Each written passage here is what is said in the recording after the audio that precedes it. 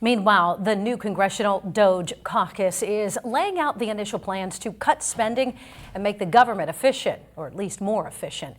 That's according to them. A group of protesters, though, at the Capitol are alarmed at the methods of doing business.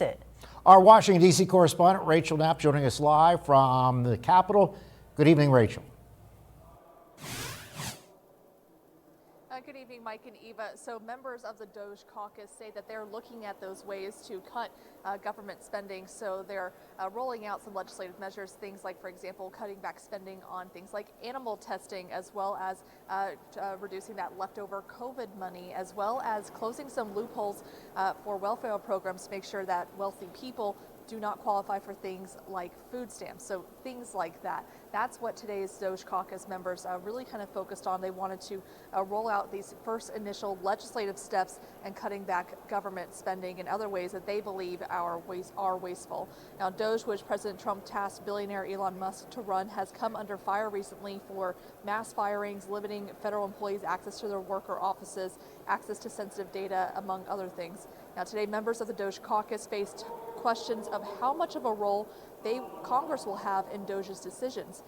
These members claim that they have a seat at the table, but protesters who I spoke with at the Capitol today are airing their frustrations about DOGE. They feel that Musk and his DOGE team are overstepping Congress's role of having the power of the purse and are alarmed about the mass firings.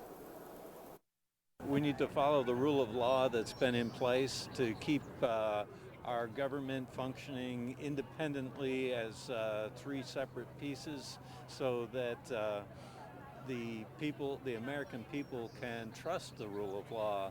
If people don't trust the rule of law, then our society won't stand.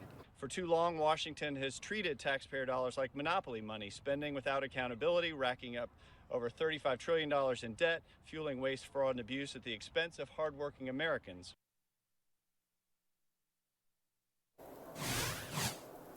Now, Mike, Eva, according to online sources, about 50% of government spending goes towards things like national defense, Medicare, and Social Security. But when asked about some of these spending cuts and what they should be looking at, members of the DOGE Caucus today said that things like Social Security are not on that cutting block, but they will be looking at all agencies to see if there's any wiggle room to slash spending. Mike and Eva, back to you.